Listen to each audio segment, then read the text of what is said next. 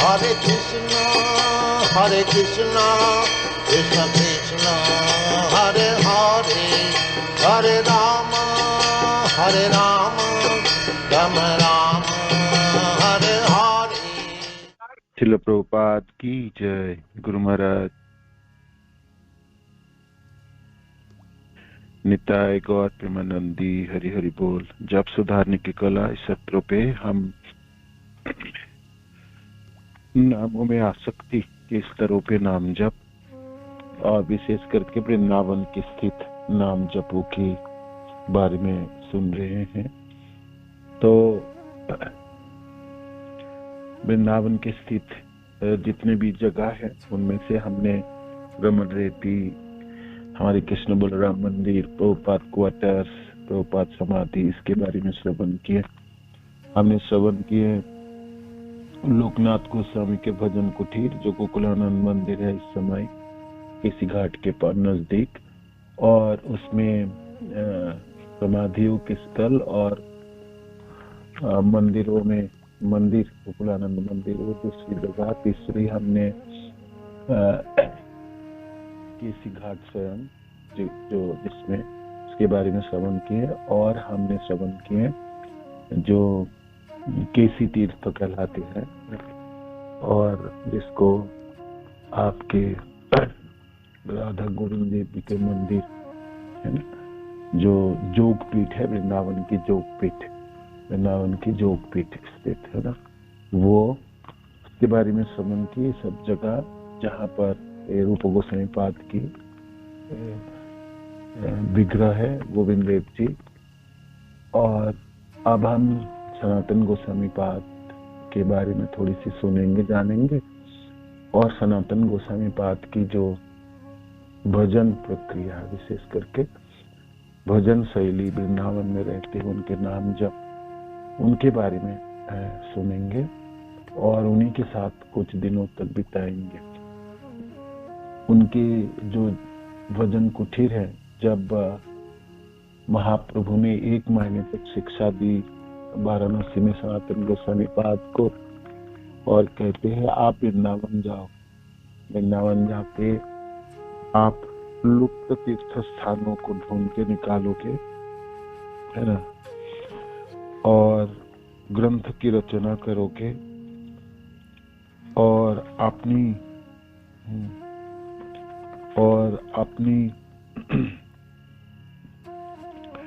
दायित्वपूर्ण कार्यभार महाप्रभु ने सौंपे। तुम वहां जाकर मथुरा मंडल के लुप्त तीर्थ और लीलास्थलियों के उद्धार करो, शुद्ध भक्ति सिद्धांतों की स्थापना करो, कृष्ण विग्रह प्रकट करो और वैष्णव स्मृति ग्रंथ का संकलन कर वैष्णव सदाचार का प्रचार करो। महाप्रभु के आदेश सनातन गोस्वामी पाद के। और एक और मेरी कार्य है, वो भी आपको संभालना है। महाप्रभु हाथ पकड़ के सनातन गोस्वामी को कहते हैं, दयाद्र चित्त होकर गौर हरि करुणा विगलित स्वर में कहा, है ना, कांगालों के ठाकुर, है ना, अकिंचनों के धन। और महाप्रभु थोड़ी सी कातर हुई और सनातन गोस्वामी पाद के हाथ पकड़ के कहते हैं, इनके अतिरिक्त तो एक और भी महत्वपूर्ण दायित्व है, तुम्हें संभालना होगा, है ना। मेरी कथा कर्णधारी कंगाल वैष्णव भक्त जो वृंदावन भजन करने जाएंगे, उनकी देखरेख भी तुम्ही को करनी होगी। बंगाल से या जगन्नाथपुरी आदियों से जो भी भक्त जनों को मैं भेजूंगा, वो सब भिखारी जन है, कंगाल भक्त है, उन सबों की देखभाल करना आप ही की जिम्मेदारी। वैष्णव जनों की सेवा विशेष करके महाप्रभु की आदेश सनातन गोस्वामी पाद को। अब गौरांग महाप्रभु जगन्नाथपुरी की तरफ चलना शुरू करेंगे और सनातन गोस्वामी पाद के आदेश है उल्टी दिशा वृंदावन की तरफ आप जाओगे। तो उस जमाने में तो कोई ट्रेन बस और कोई टेलीफोन और कोई सब कुछ ना, लेटर्स। अब कब दर्शन होगी अब क्या पता। सनातन गोस्वामी पाद चलते चलते पीछे मुड़ के देख लीजिए, गौरहरि के दर्शन कब होगी, आदो होगी या नहीं होगी क्या पता। तो आंखों में अश्रु थे, विवल चित्त से घूम के देख रहे थे, चलते चलते पीछे लौटते और महाप्रभु चले जा रहे, है ना। ये दृश्य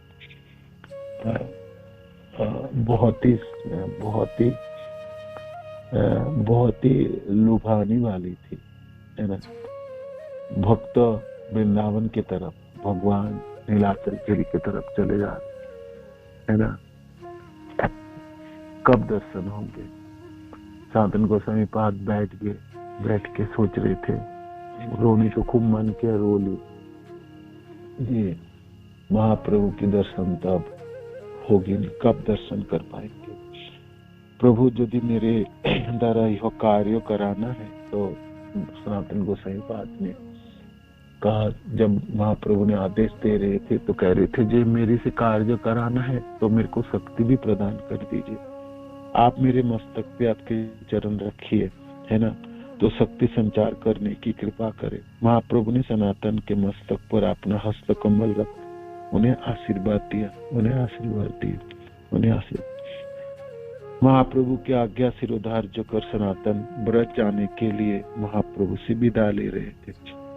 ब्रज, है ना, वृंदावन जाना है, वाराणसी काशी है ना, काशी से वृंदावन पैदल चल के आना है। महाप्रभु को पैदल चल के झारखंड के जंगल प्रवेश करेंगे, जगन्नाथपुरी की तरफ जाना है।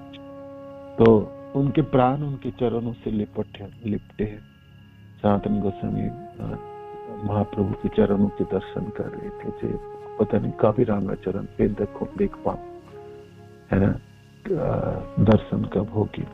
ये उन्हें जाने कब दे रहे हैं।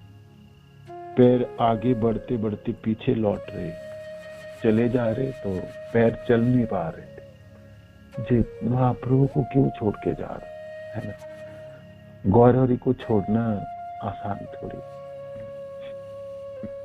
और 1 साल तक साथ में रहे, वाराणसी में शिक्षा प्रदान करते समय सुबह से शाम सब पूरा दिन रात भगवान के साथ ही रहे।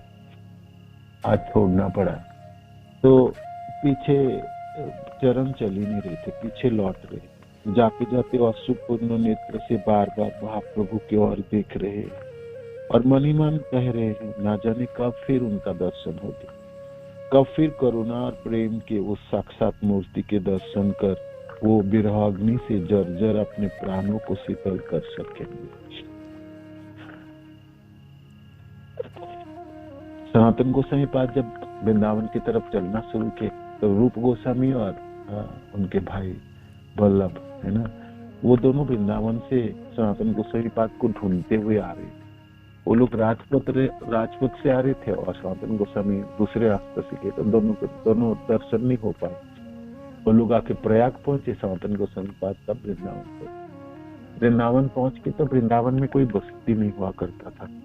हाँ, जो भक्त महाप्रभु ने भेजे थे उनमें से उन्होंने पहले आके वृंदावन में सुबुद्धि राय, जो प्रथम वैष्णव भक्त है ना, महाप्रभु ने भेजे थे, सुबुद्धि राय, उनसे मिले।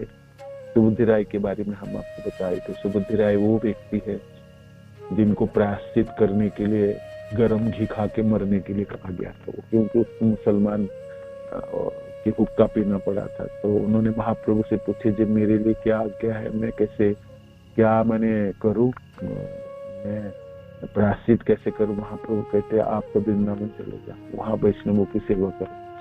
तो ये सुबुद्धि राय जंगलों में जाके सूखी लकड़ी इकट्ठा करते थे, लकड़ियों के बोझा लेके मथुरा के बाजार में बेचते थे। जो भी पैसा मिलते थे, 1 आना, 50 पैसा, तो 1 रुपया उस समय की, तो उनमें से वो चावल और दाल खरीद करके भात बनाते थे, है ना, भोजन पकाते थे और बंगाल के भक्त जनों की देखभाल करते थे। जो भी भक्त आते थे, उस समय कोई होटल मोटल आश्रम बस्ती कुछ ना थी वृंदावन।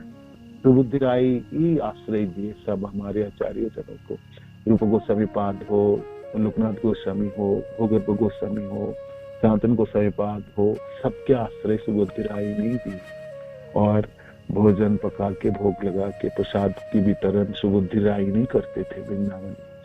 तो धन कहाँ से लाते थे? वो जंगलों में जाके लकड़ी इकट्ठा करके मथुरा के बाजार में बेच के जो पैसा मिलते थे उन्हीं से वो सेवा करते थे। ये सुभद्री राय प्रथम वैष्णव भक्त, प्रथम वैष्णव जन जो वृंदावन भेजे थे महाप्रभु। सुभद्री राय से मिले, फिर लोकनाथ गोस्वामी से मिले और भूगर्भ गोस्वामी से मिले। मिलने के बाद उन्होंने वो जगह चुनी। कौन सा जगह? ये द्वादश आदित्य टीला। ये बहुत अच्छे लगे सनातन गोसाई पाद को। जब मैं यहाँ पर रह के भोजन अपने नाम जप करूंगा, मेरी अपने वृंदावन वास की जो साधन प्रक्रिया यहाँ से होगी। वो जगह बड़ी एकांत थी और वृक्ष से भरा हुआ था और थोड़ी सी जमुना के बिल्कुल नजदीक थे। जमुना जी बिल्कुल बहते थे द्वादश आदित्य टीलाओं के पास से, है ना। घाट भी बना हुआ था। मैंने थोड़ा थोड़ा आप देखेंगे परिक्रमा मार्ग में चलते हुए, आपको थोड़ा ध्यान से देखेंगे तो जमुना जी तो आप बहुत थोड़ा दूर हट गई, तो उस समय जमुना जी में तो सनातन गोसाई को जगह बहुत पसंद आई। जब मैं यहाँ रह के मैं अपना भजन करूं, है ना। उन्होंने जमुना पुलिन पर आदित्य टीला नाम के निर्जन स्थान से रह के, निर्जन थे ये, बहुत है ही नहीं, कोई बसती था ही नहीं वृंदावन, कोई भी जगह नहीं, ना कोई मंदिर बनी अभी कुछ हुए।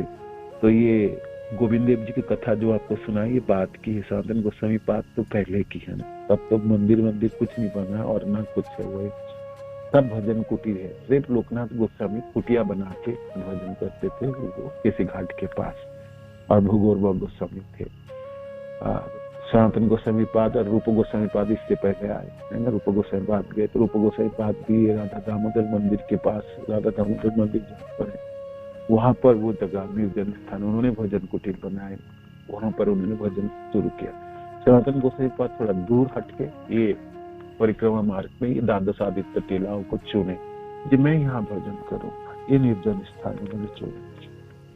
भजन करने के लिए निर्जन स्थानों की प्रयोजन है। नाम जप कम से कम आप एकांत में हो, जिससे बने आप अवरोध के बिना ही नाम जप कर सके, है ना।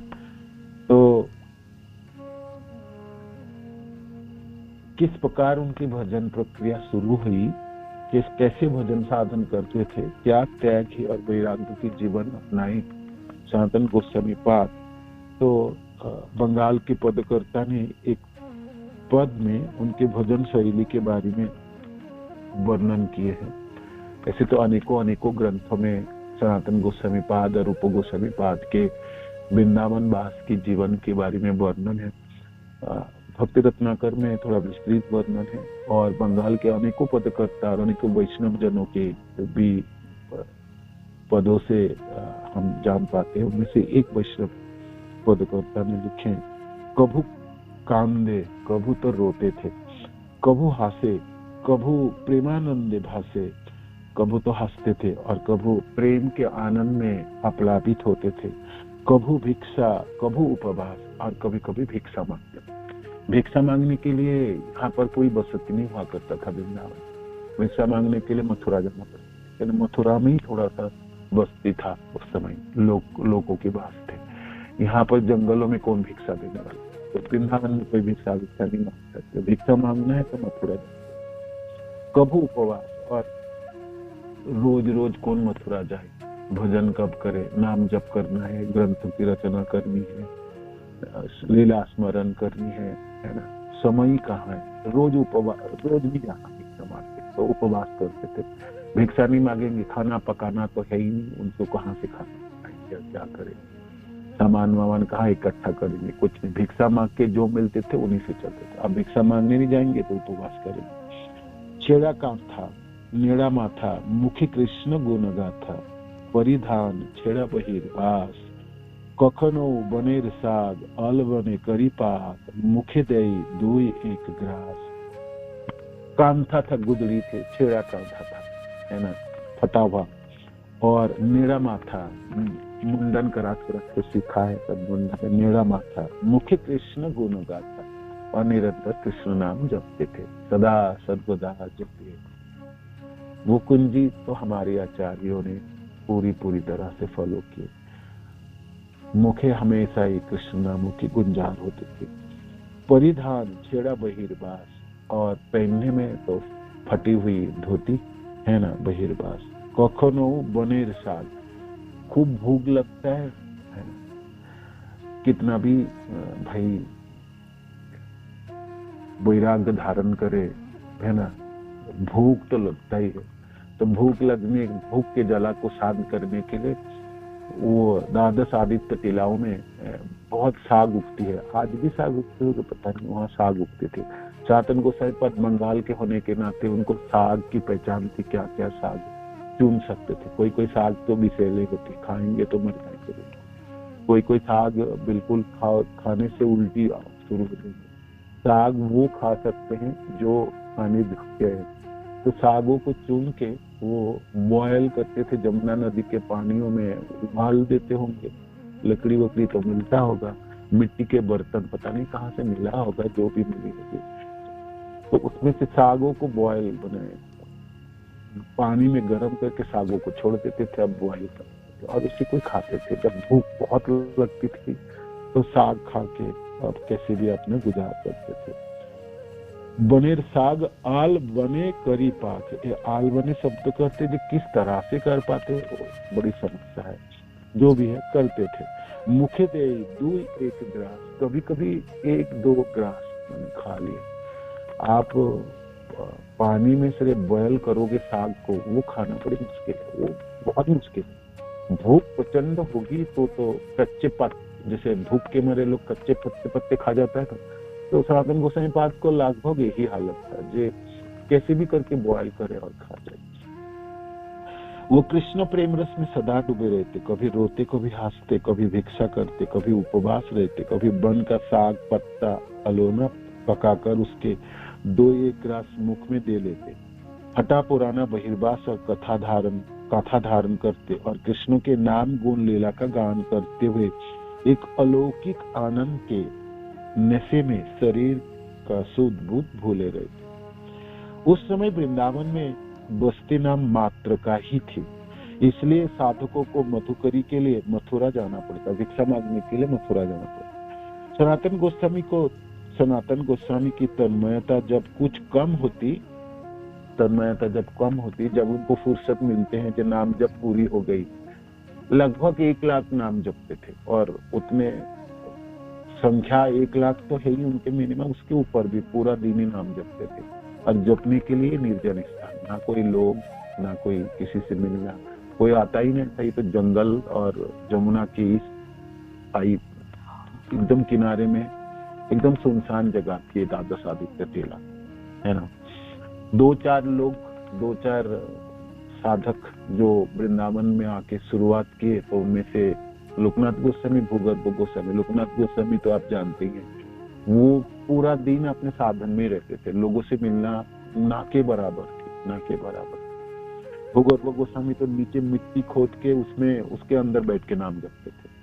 तो लोकनाथ गोस्वामी, भूगर्भ गोस्वामी के 2 व्यक्ति हैं। और रूप गोस्वामी पाद आए भी है तो वापस गए, हम नीलाचलपुरी में होंगे, महाप्रभु से मिलने आ गए। तो देखा जाए तो 3-4 लोग पूरे वृंदावन, है ना। और एक साधक एक जमुना के एक साइड में, दूसरे साधक एक निर्जन स्थान में, तीसरे साधक और किसी जगह।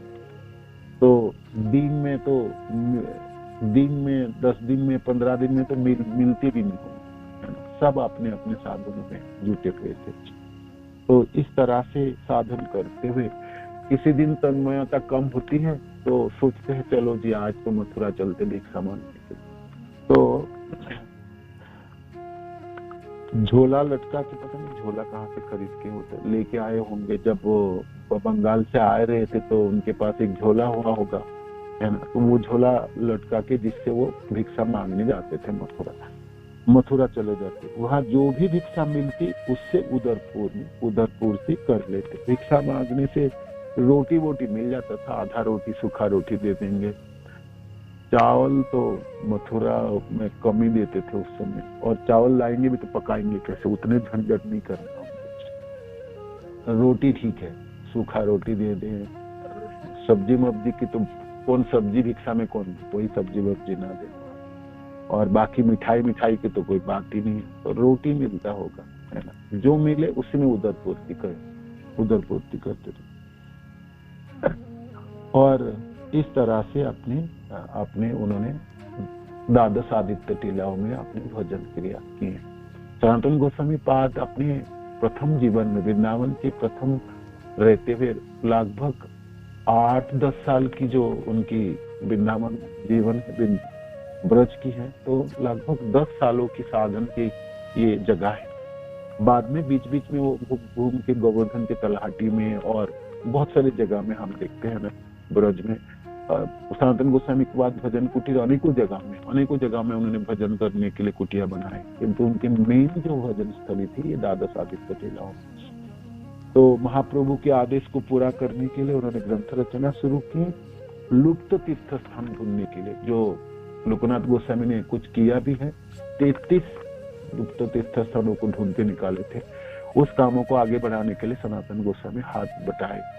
तो अब सनातन गोस्वामी पाद के पास कोई विग्रह नहीं हुआ करता था। जो लोकनाथ गोस्वामी पाद के पास राधा विनोद जी हुआ करता था, उनको बताते भी थे यहाँ पर ये लीला, यहाँ पर ये लीला। सनातन गोस्वामी पाद के पास कोई विग्रह इस समय नहीं है। उनकी साधन नाम जपते थे, किंतु महाप्रभु के आदेश है जो तीर्थ स्थान को ढूंढ के निकाले और जाए कहा, तो वनों में उपवनों में घूमते थे सनातन गोस्वामी पाद। पहाड़ों में, पर्वतों में, नदी के किनारों में तीर्थ स्थान ढूंढ के निकालेंगे। अब ढूंढ के निकालेंगे, इतने बड़े लंबे सब जंगल हैं और कहाँ से क्या लीला हुई और घन जंगल है। तो सनातन गोस्वामी पाद निरंतर रोते ही थे, जिनमें कहाँ से ढूंढूं, ये तो महाप्रभु के आदेश है। तो महाप्रभु को याद करते थे तो हौसला बढ़ती थी, महाप्रभु की याद करते तो चल पड़ते थे।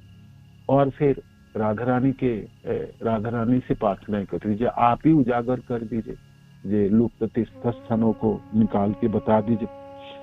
तो इस प्रकार लोक गाथाओं के दूर के कोई गांव हुआ करते थे, उन सबों से पूछते थे। मथुरा जाके भी पूछते थे लोगों से, जे वृंदावन में इस शास्त्रों में वर्णन है। शास्त्र को तो ज्ञाता तो थे ही, पढ़ाई तो खूब किए थे, है ना। जब उन्होंने मंत्री पद में भी थे तब भी भागवत और आदि ग्रंथों की बारे में खूब पठन किए, तो पता तो थे वृंदावन के कहाँ क्या लीला की थे भगवान।